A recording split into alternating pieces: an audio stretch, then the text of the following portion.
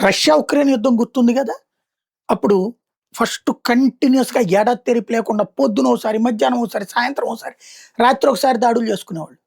వాళ్ళ వీళ్ళు పేల్చుకోవడాలు, నాశనం చేసుకోవడాలు, భూభాగం ఆక్రమణలు ఇయన్నీ జరిగినాయి. అప్పుడే డొనెట్స్క్, లుహాన్స్క్, జపోరిజియా, కేర్సన్ ఇవన్నీ ఆక్రమించుకోవడం ఇవన్నీ జరిగింది.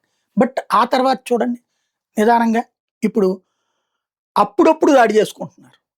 కనీసం రోజులో ఒకసారి కాదు, వారంలో కూడా కాదు, నెలకోసారో ఏమో. అమెరికా ఇప్పుడు ఇవ్వట్లేదు ఉక్రెయిన్‌కి ఆయుధాలు. యూరప్ దేశాలు, నాటో దేశాలు కాసిన ఆయుధాలు ఇవ్వడం, లేదా డబ్బులు ఇస్తే ఆ డబ్బులతో కొంత మందుగుండు సామాగ్రి తెచ్చుకొని కొన్ని ఆయుధాలు ఇక్కడే తయారు చేస్తారు, ఫ్యాక్టరీలు పెట్టుకున్నారు డ్రోన్‌లయి.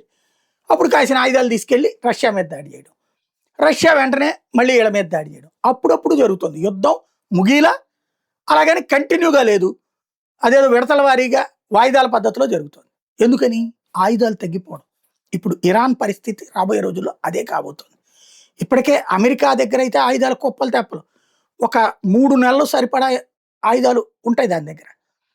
ఇరాన్ ఇదే వీళ్ళిద్దరు యుద్ధం, ఉక్రెయిన్ రష్యా యుద్ధం సందర్భంలో ఉక్రెయిన్‌కి ఆయుధాలు అనేకం ఇచ్చింది. అయినా దాని దగ్గర ఉన్నాయి.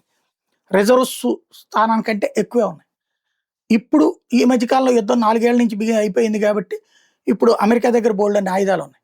ఇరాన్ దగ్గర ఒక 100 రకాలు ఒక డ్రోను, 300 రకాలు 300 డ్రోన్లు ఇంకొక రకం. ఇట్లా ఓవరాల్‌గా ఒక 3000 డ్రోన్లున్నాయి. 4 రోజుల యుద్ధంలోనే దాదాపు 15, 1600 మిస్సైల్ వాడేసింది. డ్రోన్లు మాత్రం లక్షల్లో ఉన్నాయి, నో డౌట్. మిస్సైళ్ళు 3000, 4000 పెద్దవి ఉన్నాయి, లాంగ్ రేంజ్. ఏది 100 కిలోమీటర్ల నుంచి 1000 కిలోమీటర్లు, 2000 కిలోమీటర్ల దాకా. మిగతాయన్నీ చిన్నపాటి మిస్సైల్. అవి దారిలోనే ఇంటర్సెప్ట్ అయిపోతాయి. డ్రోన్లతోనే ఇక దాడులు చేయాల్సి వస్తుంది. లైక్ ఇప్పుడు హౌతీ తీవ్రవాదులు, హమాస్ తీవ్రవాదులు, హిజ్బుల్లా తీవ్రవాదులు చేసినట్టు చేయాల్సి వస్తుంది. మిస్సైళ్ళు అయిపోతాయి. క్రమంగా వాడకం ఎక్కువ ఉండటం వల్ల వీటి సంఖ్య తగ్గిపోతుంది.